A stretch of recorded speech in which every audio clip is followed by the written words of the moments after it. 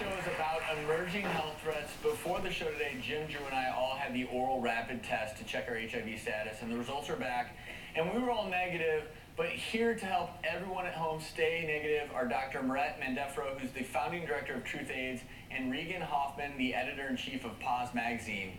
And I just want to clarify for everyone at home, early HIV signs and symptoms, they're non-specific. Things like fever, headache, fatigue, swollen lymph glands, rash. But later on you can get some of the same, but swollen lymph glands, diarrhea, weight loss, fever, shortness of breath. These are symptoms that can come up later on, but still, they are still very, kind of generic symptoms. But the reason testing is so important is that there are drugs available to treat. That's right, aggressive antiretroviral therapy, and the sooner we can diagnose you, the earlier to treatment, better outcomes. And testing. The people who are being treated are doing well. They're doing right? well, and they're living long and getting other chronic diseases. I have HIV positive patients where I treat their diabetes and hypertension and other things, so. And just for everyone at home, to stop HIV, you must stop it from replicating. We have an animation here of how these drugs work. They do stop HIV from copying its DNA. That's one way they work. They're drugs that stop new HIV particles from forming. And the latest drugs stop HIV from entering the cell in the first place. And so there are different options, and you need to, if you figure out your status, you need to work with your doctor on optimizing your treatment. But Regan, you're someone who's been living with HIV and doing such a good job of destigmatizing it. Once you're diagnosed with HIV, what is dating like? Well, I think the hardest part is before I even know what a man's intentions are towards me, I have to bring the big guns. I have to say, I have something to tell you, which is why I named my book that.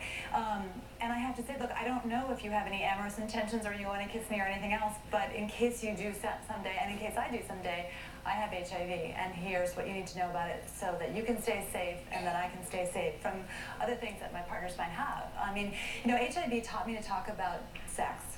And honestly, I was uptight about it before I got this virus, and the greatest thing it's given me, in addition to a heightened sense of my mortality and appreciation for life, is that sex is no big deal, It's an enormous deal, but if we talk about it calmly, rationally, with respect, up front, it can be really fun and really safe and enjoyable. And it's even people say, oh, safe sex isn't sexy sex, but it actually is, because if you're not playing Russian roulette, you know what your health status is, you know what your partner's health status is, and you've taken the right measures and you've discussed what risk you're comfortable with, then you can get on with, the fun. I think one of the things that's misunderstood about HIV is that they call it a manageable, a chronic disease. Well, I lucked out. I found out almost immediately after I contracted it.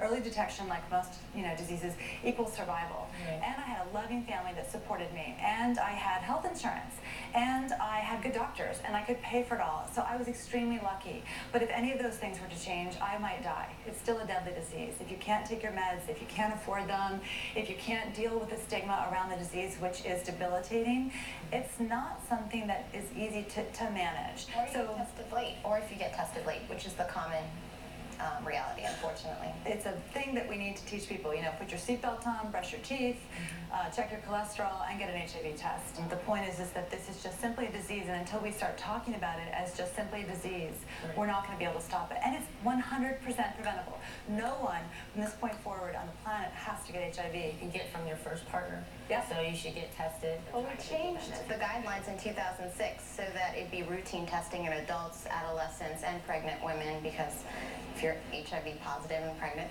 and on meds, your baby doesn't have to be, or even if you're HIV negative. But trying to get people to think about it and talk about it with their primary care doctors is honestly where we need to go. Thank you so much for doing what you're doing, for joining us today. Coming up, an H1N1 update, and then later how climate change is paving the way for more infectious diseases and dangerous bacteria. We'll see you on the other side of the break.